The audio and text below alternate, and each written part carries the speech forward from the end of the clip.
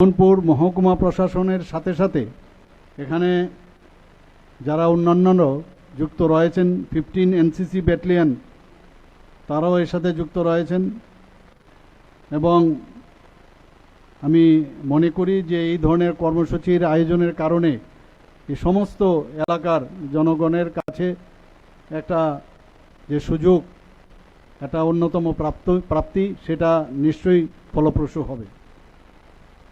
আমাদের সরকার সবসময় চাইছে যে সুস্থ এবং স্বচ্ছ যে প্রশাসনিক যে ব্যবস্থা সেটা মানুষের কাছে পৌঁছে দেওয়া। আগে মানুষ হন্যে হয়ে সমস্ত যে অফিসে অফিসে ঘুরত এবং প্রপারলি তাদেরকে সেইভাবে নজর দেওয়া হতো না। সেই জায়গায় দাঁড়িয়ে আমরা 2022-এ 17ই সেপ্টেম্বর আমাদের যশস্বী প্রধানমন্ত্রী নরেন্দ্র মোদীজির জন্মদিনে আমরা প্রতি ঘরে সুশাসনের কর্মযজ্ঞ আমরা শুরু করি।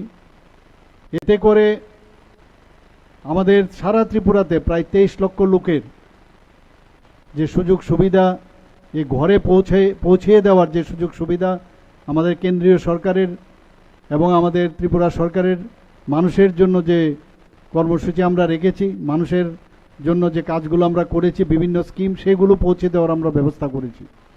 2022-এ হওয়ার পর প্রতি ঘরে সুশাসন আমরা 2023-এ আমরা আবার সেই প্রতি ঘরে সুশাসন 2 আমরা নভেম্বর মাসে আমরা শুরু করি। এতে করে মানুষ বুঝতে পারছে যে এই সরকার মানুষের কত কাছের সরকার এবং আমরা সবসময় চাই যে মানুষের সাথে আমরা থাকার জন্য।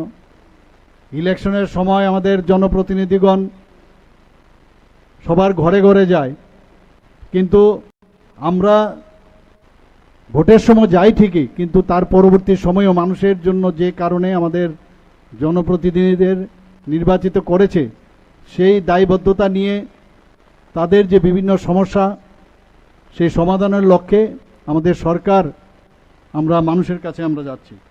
এই 2 পর্যায়ে বিভিন্ন ব্লকে পুরসভা, নগর পঞ্চায়েত, ভিলেজ কমিটি এবং মহকুমা স্তরে প্রায় 4600-র উপরে শিবির অনুষ্ঠিত হয়েছিল এবং প্রতি ঘরে সুশাসন শুধু আমাদের ত্রিপুরাতে নয়, সারা ভারতবর্ষে আমাদের এই কার্যক্রমকে সবাই স্বাগত জানিয়েছে এবং ভূয়সী প্রশংসাও করেছেন। আমরা শুধু বিল্ডিং বানালাম, আমাদের এই সরকার বড় বড় বিল্ডিং বানানোই শুধু উন্নয়ন নয়, আমরা মানুষের আর্থসামাজিক উন্নয়ন, রাস্তাঘাট, স্বাস্থ্যের যে পরিষেবা সেটা দেওয়া এবং শিক্ষা এবং তাদের সমস্ত যে যোগাযোগ ব্যবস্থা থেকে আরম্ভ করে সব বিষয়ে যখন উন্নয়ন হয় তবেই আমি বলবো এবং আমাদের সরকার সেই বিষয়ে সেইভাবেই আমরা কাজ করছি। আমরা জনজীবনের যে অগ্রাধিকারের যে বিষয়গুলো আছে সেইগুলো আমরা নজর দিয়ে চিহ্নিত করে আমাদের সরকার বিভিন্ন স্কিম নিয়ে আমরা বাস্তবায়ন করার চেষ্টা আমরা করছি। কোনো একটা শহর বা গ্রাম শুধু আমি উন্নয়ন করলাম তাতে কিন্তু কাজের কাজ কিচ্ছু হবে না। আমরা চাই সমস্ত গ্রাম শহর সারা ত্রিপুরার অ্যাক্রস দ্য স্টেট আমরা যাতে তার উন্নয়ন হয় সেই দিশায় আমরা কাজ করছি। মাননীয় প্রধানমন্ত্রীজি বিকশিত ভারত সংকল্প যে যাত্রা উনি শুরু করেছেন 2047 সালের মধ্যে বিকশিত ভারত উনি দেখতে চান। যেভাবে ভারত এখন সামনের দিকে নিয়ে প্রধানমন্ত্রীর নেতৃত্বে কাজ চলছে, রাজ্য স্তরে আমরা যেভাবে কাজ করছি, আমি নিশ্চিত যে আগামী দিনে আমাদের রাজ্য তো হবেই, সারা ভারতবর্ষ প্রতিটা রাজ্য যখন উন্নয়ন হবে সারা ভারতবর্ষ সেই বিকশিত ভারতের যে বিষয় নিয়ে মাননীয় প্রধানমন্ত্রী চিন্তা করছেন সেটা অবশ্যই হবে। আপনারা শুনে খুশি হবেন যে ত্রিপুরা রাজ্য এখন নর্থ ইস্টার্ন জোনের মধ্যে যে এখন যে পজিশনে আছে আপনারা সবাই জানেন যে পার capital income north eastern reason আমাদের যে অষ্টলক্ষ্মী মাননীয় প্রধানমন্ত্রীজি নাম দিয়েছেন তার মধ্যে আমরা দ্বিতীয় স্থানে রয়েছি। পার ক্যাপিটা ইনকামে আমরা দ্বিতীয় স্থানে আছি। আবার স্টেট জিএসটির কথা যদি আমরা বলি সেই দিকেও আমরা নর্থ ইস্টার্ন জোনের মধ্যে আমরা সেকেন্ড বেস্ট আমরা আছি। তো সব দিক দিয়ে আমরা কিন্তু এখন ভালো একটা জায়গার মধ্যে আছি। আপনারা নিশ্চয়ই এর মধ্যে জেনেছেন, কিছুদিন আগে আমরা দিল্লিতে নর্থ ইস্টার্ন জোনের যে ইনভেস্টমেন্ট সামিট হয়েছিল, সেখানে দেশ বিদেশের বহু লোক এসছে যে ইনভেস্টমেন্ট করার জন্য নর্থ ইস্টার্ন রিজনে, এবং সেখানে মাননীয় প্রধানমন্ত্রীজিও উপস্থিত ছিলেন। আপনারা শুনে খুশি হবেন, প্রায় 30,000 কোটি টাকার মৌ সেখানে হয়েছে সারা নর্থ ইস্টার্ন জোনে। আর শুধু একমাত্র ত্রিপুরাতে মৌ হয়েছে প্রায় 15,800 কোটি টাকা। এতে প্রমাণ হয় মানুষ ত্রিপুরার প্রতি আকৃষ্ট হচ্ছেন। ত্রিপুরাতে আইন শৃঙ্খলা আমরা সেইভাবে মেনটেন করছি, যে কারণে 28টা রাজ্যের মধ্যে এখন ত্রিপুরা এমন এক সুন্দর জায়গায় আছে আইন শৃঙ্খলার দিক দিয়ে। মানুষ নিবেশ করবে সেখানে, শান্তি শৃঙ্খলা যদি না থাকে কোনো অবস্থায় আসবে না। সব দিক দিয়ে এখানে ডেভেলপমেন্ট হচ্ছে। মাননীয় প্রধানমন্ত্রীজি হীরা মডেল আমাদের দিয়েছেন, ন্যাশনাল হাইওয়ে দিয়েছেন, ইন্টারনেট দিয়েছেন, রেলওয়ে দিয়েছেন, এয়ারওয়েজ দিয়েছেন। তো এইগুলোর আমরা অ্যাডভান্টেজ এখন আমরা পাচ্ছি, যে কারণে সাধারণ মানুষ, ইনভেস্টররা বাইরের থেকে এখন আসতে চাইছে। আমরা এখানে 7 বছরে আপনারা যদি দেখেন ত্রিপুরার এই 7 বছরে যে উন্নয়ন, আর 35 বছর এবং 5 বছরের যে উন্নয়ন, যে যথাক্রমে যে বামফ্রন্টের সরকারের উন্নয়ন এবং জোট আমলের যে উন্নয়ন আমরা সবাই দেখেছি, এবং মাত্র 7 বছরে আমরা যে উন্নয়ন করছি সেটা কিন্তু মানুষ এখন দেখতে পাচ্ছে। এবং আমরা চাই যে মানুষের যে বিভিন্ন যে সমস্যাগুলো আছে, মৌলিক সমস্যাগুলো, সেগুলো যেন আমরা সমাধান করতে পারি। মাননীয় প্রধানমন্ত্রীজির যে ফ্ল্যাগশিপ সেই প্রকল্পগুলো আপনারা সবাই জানেন, যে প্রধানমন্ত্রী আবাস যোজনা, PM কিষাণ সম্মান নিধি, PM উজ্জ্বলা যোজনা, আয়ুষ্মান ভারত, এরকম উল্লেখযোগ্য যে ওনার যে কর্মসূচি রয়েছে সেইগুলো সারা ভারতবর্ষে যে একটা বিরাট যে টার্গেট ছিল, সেই টার্গেটগুলো কিন্তু প্রায় তার কাছাকাছি, এবং কিছু জায়গায় প্রায় 100% তার স্যাচুরেশন পয়েন্ট হয়েছে। আমাদের ত্রিপুরা সরকারও মুখ্যমন্ত্রী জন আরোগ্য যোজনায় সেখানে আমরাও একটা নতুন একটা প্রকল্প করেছি। এবং আপনারা নিশ্চয়ই জানেন যে সারা ভারতবর্ষের মধ্যে ত্রিপুরাই একমাত্র রাজ্য যেখানে সমস্ত মানুষ, এখানে A to Z মানুষ, এই যে আয়ুষ্মান ত্রিপুরা বা আয়ুষ্মান ভারত, সেই জায়গায় সমস্ত মানুষ তার কাভারেজ পেয়েছে। বন্ধুগণ, প্রাণী সম্পদ এবং মৎস্য এবং নগর পরিকাঠামো এবং স্কিল ডেভেলপমেন্টের জন্য আমরা চেষ্টা করছি। মুখ্যমন্ত্রী প্রাণী সম্পদ বিকাশ যোজনা, মুখ্যমন্ত্রী মৎস্য বিকাশ যোজনা, মুখ্যমন্ত্রী নগর উন্নয়ন প্রকল্প, সেইগুলো আমরা বাস্তবায়ন করছি। আপনারা নিশ্চয়ই এর মধ্যে দেখেছেন গত 29শে মে 2025-এ রাজ্যে বিকশিত কৃষি সংকল্প আমরা সেই অভিযানের সূচনা আমরা করেছি। আমাদের টার্গেট ছিল 1,72,000 অধিক কৃষকদের কাছে পৌঁছে যাওয়া, এবং সেইভাবে কিন্তু আমরা প্রায় এর থেকে বেশি হবে। আমার কাছে যা রিপোর্ট, আমাদের মাননীয় কৃষিমন্ত্রী আমাকে বলেছেন যে এর থেকেও আমরা বেশি আমরা যাচ্ছি, হয়ে যাবে সেই জায়গায়। 864টি গ্রাম পঞ্চায়েত এবং ভিলেজ কমিটিতে আমাদের এই যে কৃষি সংকল্প অভিযান চলেছে, এবং সেখানে তাদের যেসব সুযোগ সুবিধা দেওয়া সেইগুলো তাদের কাছে পৌঁছে দিচ্ছে। এখন কৃষিক্ষেত্রে কিন্তু আগের দিনের সেই লাঙ্গলের দিন আর নেই। এখন মাননীয় প্রধানমন্ত্রীজি বলছেন যে নতুন যে আমাদের যে AI অর্থাৎ কৃত্রিম যে বুদ্ধিমত্তা, সেইগুলো কাজে লাগিয়ে এখন কৃষিতে আমাদের কাজ করতে হবে, এবং সেই প্রযুক্তি চালিয়ে এখন নতুনভাবে কৃষি ক্ষেত্রে একটা নতুন একটা দিশা আমাদের মাননীয় প্রধানমন্ত্রীজি আমাদের দিয়েছেন। আমরা 2016-তে আমরা যদি দেখি কৃষকদের আয় মাত্র কত ছিল, 6,580 টাকা। আর বর্তমানে আমরা বারবার বলছি যে আমাদের মূল যে উদ্দেশ্য সেটা হচ্ছে কৃষকদের আয় দ্বিগুণ করা। সেই জায়গায় এখন আমাদের 13,590 টাকা কৃষকদের মাসিক আয় হয়েছে, এবং সেই দিক দিয়ে আমি বলতে পারি আমাদের যে টার্গেট, সেই টার্গেট কিন্তু আমরা ফুলফিল করতে পেরেছি। আমাদের পঞ্চায়েত যে ব্যবস্থা, সেখানে আপনারা সবাই জানেন যে 60টা আমরা যে ন্যাশনাল লেভেলে আমরা প্রাইজ পেয়েছি পঞ্চায়েতি রাজ ব্যবস্থায়। আমাদের ডিস্ট্রিক্টে, আমাদের গোমতী ডিস্ট্রিক্ট এবং ধলাই ডিস্ট্রিক্টে ভালোভাবে সেখানে আমাদের যে অ্যাসপিরেশনাল ব্লক আছে, অ্যাসপিরেশনাল ডিস্ট্রিক্ট, সেখানেও আমাদের জাতীয় স্তরে আমরা কিন্তু প্রাইজ এখানে পেয়েছি।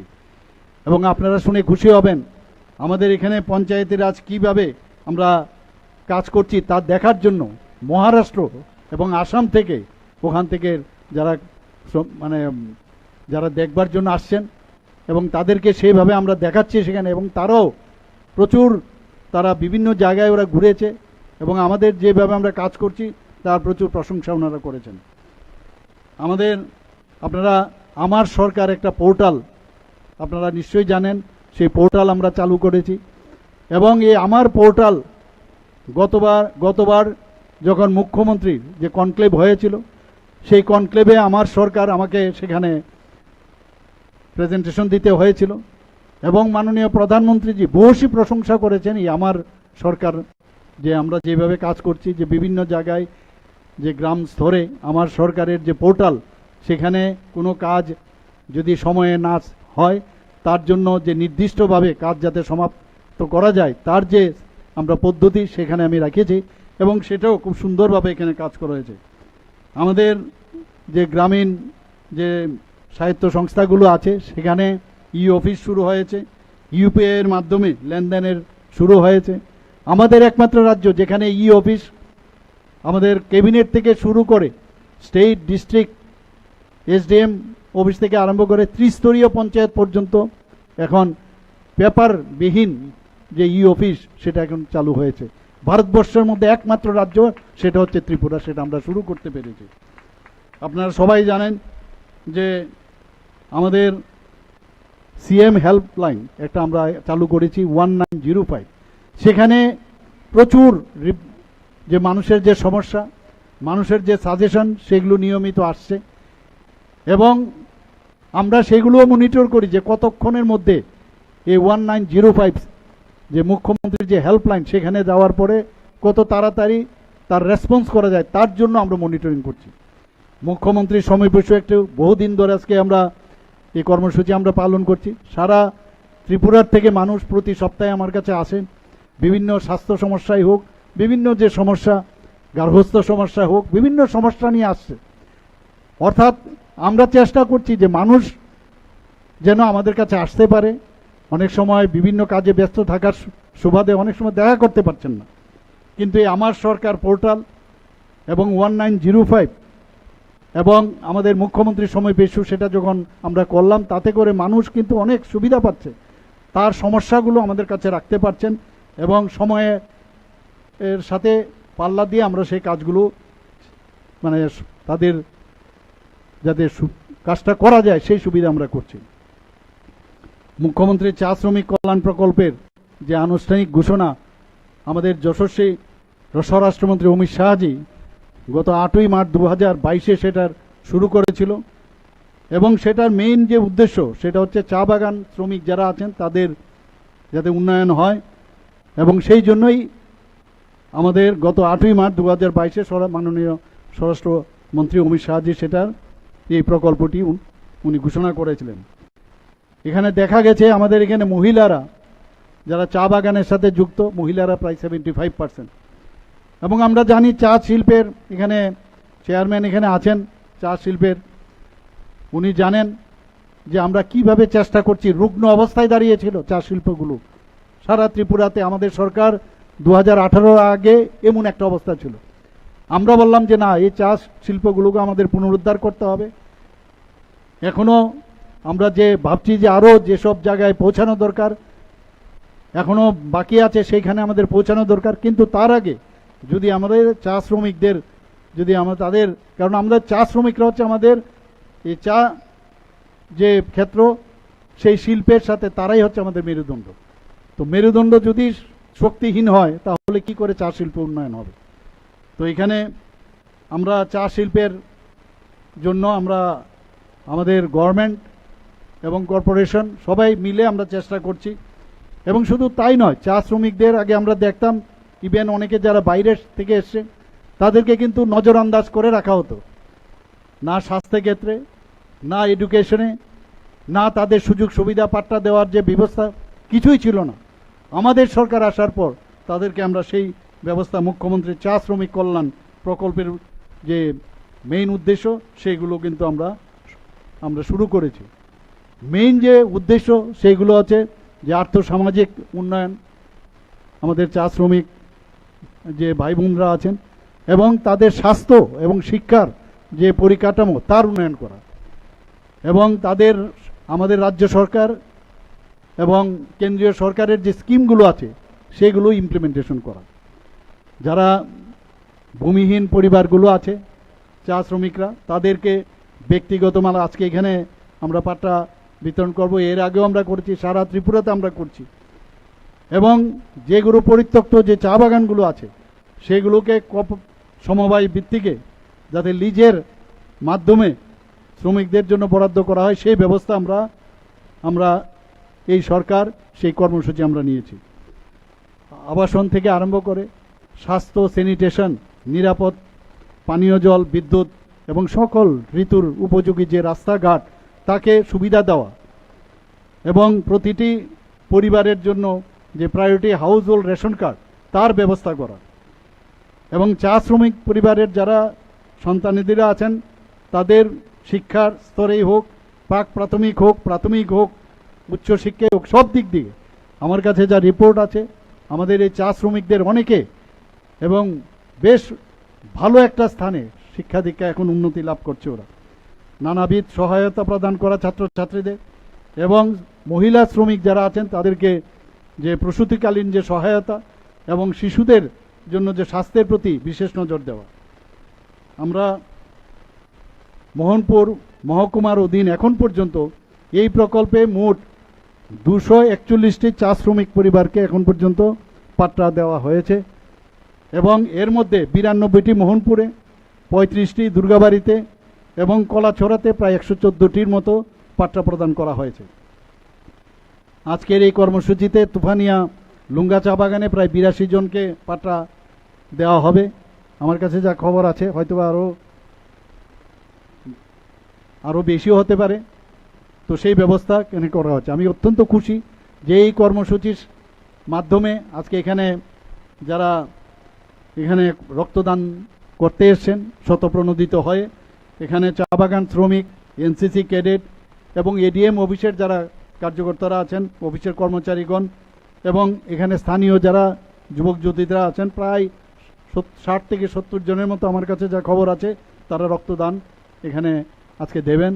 আমি ওনাদেরকে ধন্যবাদ দেব যে রক্তের কোনো বিকল্প হয় না, রক্তের কোনো বিকল্প নয়, এবং রক্তের যে শূন্যতা সেটা রক্তের মাধ্যমেই কিন্তু আমাদের পূরণ করতে হবে। বিভিন্ন ক্লাব, স্বেচ্ছাসেবী সংগঠন, কলেজ ছাত্রীরা, আমি ওনাদেরকে বলবো যে আপনারাও এই রক্ত যাতে আমাদের যে ব্লাড ব্যাঙ্কগুলো আছে ত্রিপুরাতে, প্রায় 14টার মতো ব্লাড ব্যাঙ্ক আছে ত্রিপুরাতে, 12টা আমাদের সরকারিভাবে এবং 2টো বেসরকারিভাবে, তো সেখানে যাতে ব্লাডের কোনো ঘাটতি না হয় সেই দিকে আপনারা এখনও যারা মনে করছে যে রক্ত দিলে নিজের শরীর খারাপ হয়, আমি ওনাদের জ্ঞাতার্থে জানাচ্ছি রক্ত দিলে বরং ভালো হয়। এবং যারা যুবক যুবতীরা আছেন 18 বছরের উপরে, 60 বছর থেকে 65 বছর যারা নিয়মিত রক্তদান করেন তারা ইচ্ছে করলে রক্ত দিতে পারেন, এবং এই রক্ত দেওয়ার মধ্যে একটা কিন্তু আধ্যাত্মিক যে ফিলিংস, সেই ফিলিংসটা কিন্তু চলে আসে। যে আজকে এখানে যারা রক্ত দিতে এসছে আমি ওনাদেরকে প্রশংসা করছি এবং ধন্যবাদ জানাচ্ছি, এবং আপনাদের দেখে অন্যরাও কিন্তু রক্তদানে তারা উৎসাহিত হবেন। এবং আপনারা জানেন যে যখন ডাক্তারবাবুরা যখন রক্তের সমস্যা হয়, কেউ দুর্ঘটনার কারণে রোড ট্রাফিক অ্যাক্সিডেন্টে রক্তক্ষরণ হয়, কেউ থ্যালাসেমিয়া রোগেরই হোক, কারোর ক্যান্সারের রোগেরই হোক, প্রসূতিকালীন অবস্থার মধ্যে যখন ব্লাডের সমস্যা হয়, তখন ব্লাড ব্যাংকে যদি রক্ত না থাকে তাহলে কিন্তু খুব সমস্যা হয়। আমরা জানি 4টা গ্রুপের আমাদের রক্ত আছে, কিন্তু যদি নেগেটিভ ব্লাড আমরা নিই সেখানে কিন্তু 8 গ্রুপের ব্লাড আমাদের দরকার। আমাদের পপুলেশন অনুযায়ী প্রায় 15% নেগেটিভ ব্লাড থাকে, কাজে নেগেটিভ ব্লাডের সংখ্যা কম।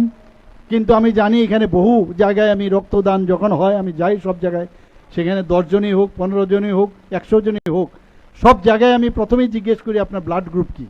যখন নেগেটিভ ব্লাডের কথা বলে তখন আমি অত্যন্ত খুশি হই যে এই ব্লাড আমাদের জন্য অত্যন্ত প্রেসিয়াস। তো ব্লাড ডোনেশনের মাধ্যমে যখন ব্লাড ব্যাংকে থাকবে তখন ডাক্তারবাবুরা যখন অপারেশনে নামবে, যদি 2 ইউনিট ব্লাড ওরা হাতে না থাকে তাহলে কিন্তু সমস্যায় পড়তে হয়। তো এটা আমাদের জন্য খুব ইম্পর্ট্যান্ট যে সমতা রাখতে হবে। আবার একবারে যদি আমি মনে করি যে 1000 ইউনিট ব্লাড আজকে আমি ব্লাড ব্যাংকে আমি রেখে দেবো, সেটা কিন্তু রাখা যাবে না। কারণ ব্লাড রাখারও তার একটা নির্দিষ্ট সময় আছে। সেই সময়ের মধ্যে যদি রক্ত ব্যবহার না হয় তাহলে সেটা নষ্ট হয়ে যায়। তো আমাদের যে রক্ত সঞ্চালন যে পর্ষদ আছে তারা সেটা মনিটর করে কোন জায়গায় কত রক্ত আছে, এবং সেইভাবে কিন্তু একটা ব্যালেন্সের মাধ্যমে রক্ত আমাদের দান করতে হয়। এবং এই যে মহত্তম সেবা আমি মনে করি যেটা অত্যন্ত আজকের এই অনুষ্ঠানে সেটাও আপনারা রেখেছেন, এর জন্য আপনাদেরকে আমি ধন্যবাদ দেব। আজকে এই নেশামুক্ত অভিযান এখানে রাখা হয়েছে। আমাদের মাননীয় প্রধানমন্ত্রী নরেন্দ্র মোদীজি এবং আমাদের স্বরাষ্ট্রমন্ত্রী শ্রী অমিত শাহজি বারবার বলছেন যে যারা নেশার সাথে যুক্ত, জিরো টলারেন্স, কাউকে ছাড়া হবে না, সেটা কিন্তু উনি বারবার বলছেন এবং আমাদের সরকারও সেইভাবে আমরা কাজ করছি। আমরা গত 1 বছরে আপনারা যদি দেখেন 3 বছরে প্রতি বছরেই কিন্তু আমরা বেশি পরিমাণ যারা ড্রাগের সাথে যুক্ত আছে, যারা ড্রাগের ব্যবসায় যুক্ত আছে তাদেরকে আমরা কিন্তু অনেক বেশি পরিমাণে আমরা ওনাদেরকে মানে আইনের বেড়াজালে আমরা নিয়ে এসেছি। এবং যে নেশা সামগ্রী যেটা বাজেয়াপ্ত হয়েছে সেটাকে ডিস্ট্রাকশনের মাত্রাও কিন্তু প্রতি বছর অনেক বেশি বৃদ্ধি পাচ্ছে।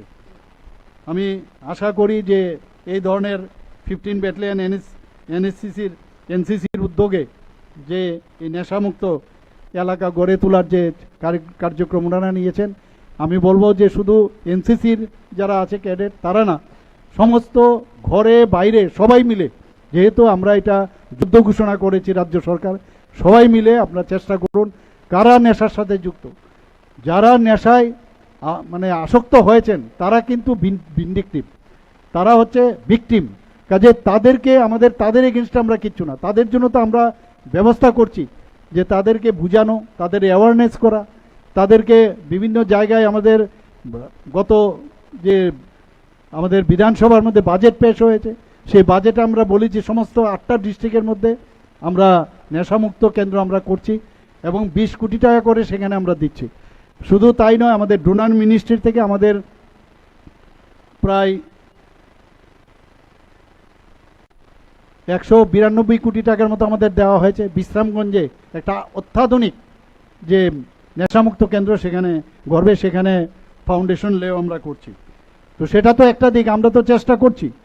এখানে এখন পর্যন্ত প্রায় 2024 সালে যে আমাদের বাজেয়াপ্ত করার যে পরিমাণ, এই মাদক দ্রব্য প্রায় 106% হয়েছে এবং মাদক ধ্বংসের পরিমাণ যদি আমরা বলি প্রায় 132% বেড়েছে। এবং আমাদের রাজ্য পুলিশ সেইভাবেও কাজ করছে, কিন্তু আপনাদের সাহায্য, আপনাদের সহযোগিতা অত্যন্ত প্রয়োজন। আমরা এর মধ্যে প্রায় 198 কোটি টাকা বিশ্রামগঞ্জে নেশামুক্তি যে কেন্দ্র সেটা ঘরে যাতে তোলা হয় তার জন্য শুরু হয়ে গেছে সেখানে। এখানে আজকে আরেকটা জিনিস খুব ভালো লাগলো যে বৃক্ষরোপণ কর্মসূচি এখানে শুরু হয়েছে। আমি অত্যন্ত আনন্দিত যে আপনারা নিশ্চয়ই শুনেছেন হয়তোবা গত বছর আমাদের যে ফরেস্ট ডিপার্টমেন্ট থেকে এই বৃক্ষরোপণ কর্মসূচি শুরু হয়েছিল।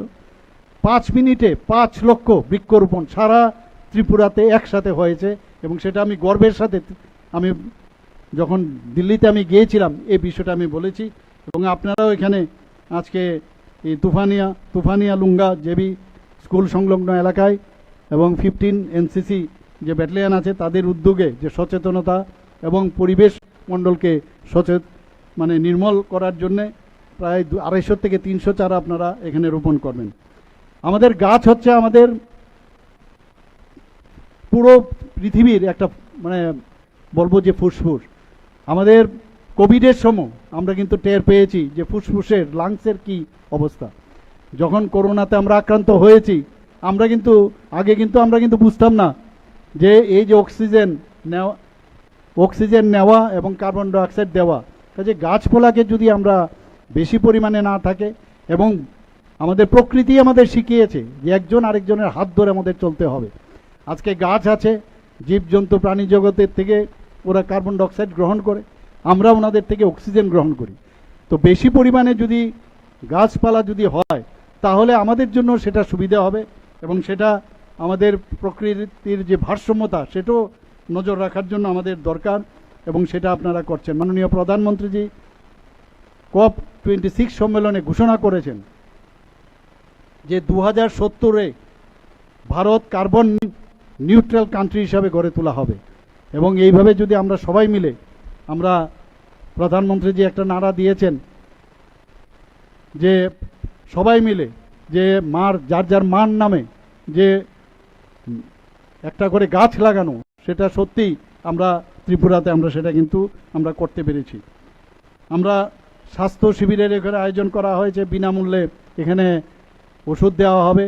এবং স্বাস্থ্যের যদি প্রশ্ন আপনারা করেন, গতকালও আমার কাছে আমি ওখানকার যে এইমসের যিনি ডাইরেক্টর ছিলেন ওনার সাথে আমি কথা বলেছিলাম, ওনাকে বলেছিলাম আপনারা আসুন এখানে ত্রিপুরাতে, আমাদের এখানে সব আছে কিন্তু প্রপারলি সেটাকে যাতে ডিসিপ্লিন করা যায়। তো উনি 3-4 জনের টিম নিয়ে গতকাল এসছেন। গতকাল আমার সাথে কথা বলেছেন, এবং গতকাল জিবি হসপিটালে ওনারা গিয়েছেন, আগরতলা গভর্নমেন্ট মেডিকেল কলেজে, এবং আগামীকাল পর্যন্ত ওনারা থাকবেন। আমরা চাইছি যে স্বাস্থ্য ব্যবস্থা আমরা যেটা করছি সেটা প্রপারলি যেন হয়, এইমসের মধ্যে যেভাবে করছে এখানে যেন হয় সেইভাবে আমরা কাজ করছি। আজকে আমাদের এখানে সুপার স্পেশালিটি শুরু হয়েছে, আমাদের এখানে যে 400-র মতো MBBS-এর যে সিট আসন সংখ্যা এখানে হয়েছে, ডেন্টাল কলেজ হয়েছে, এখানে BSc নার্সিং কলেজ হয়েছে, ফার্মেসি কলেজ হয়েছে। সব দিক দিয়ে আমরা কিন্তু এখন স্বয়ংসম্বর বলা যায়, আমরা অনেক কাজ করছি স্বাস্থ্য ব্যবস্থার দিকে। কিছুদিন আগে আপনারা দেখেছেন অলরেডি আমরা এবারের যে বাজেটে আমরা বলেছি 100 সিটের একটা টারশারি সেন্টার, মানে আই হসপিটাল আমরা করব। ILS উঠার আগে বাঁ দিকের যে জায়গাটা আছে সেখানে আমরা একদম অত্যাধুনিক একটা আই হসপিটাল আমরা এখানে করব। এর জন্য প্রায় অলরেডি 5 কোটি টাকা আমরা বরাদ্দ করেছি। আমরা বিভিন্ন জায়গায় আমরা চাইছি যে ত্রিপুরার মানুষ বাড়িঘর বিক্রি না করে যেন বাইরে না যায়, সেই ব্যবস্থা আমরা এখানে করছি। এখানে আজকের যে কৃষি সামগ্রী ও যন্ত্রপাতি এখানে দেওয়া হবে। আমি অত্যন্ত কৃষির ক্ষেত্রেও মাননীয় প্রধানমন্ত্রীজি যে প্রধানমন্ত্রী কিষাণ সম্মান নিধি যে 19তম কিস্তি এখন পর্যন্ত দিয়েছে, তার মধ্যে 6,000 টাকা করে যেটা উনি দেন, সেখানে ত্রিপুরাতে এখন পর্যন্ত প্রায় 843 কোটি টাকার উপরে এখন পর্যন্ত এই কিষাণ সম্মান নিধিতে ত্রিপুরাতে এই কৃষকদের দিয়েছেন। প্রধানমন্ত্রী ফসল বীমা যোজনায় এখন পর্যন্ত প্রায় 14 লক্ষর উপরে যারা কৃষকরা আছেন, সেই যোজনায় এখন পর্যন্ত প্রায় 10 কোটি টাকার উপরে, একটু আগে এই বিষয়ে বলা হয়েছে যে তাৎক্ষণিক যে 1 কোটি টাকার উপরে আমরা এখানে কিছুদিন আগে আপনাদের এলাকায় যে সমস্যা হয়েছিল সেটা আমরা দিতে পেরেছি।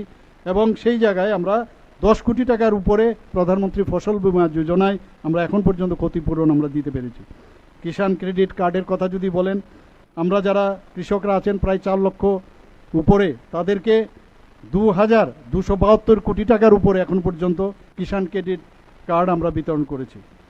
আমরা 2018 সালে এই সরকার আসার পর, যেটা আগে কখনোই করেনি, আমরা বলেছি ন্যূনতম সহায়ক মূল্যে আমরা ধান ক্রয় করব।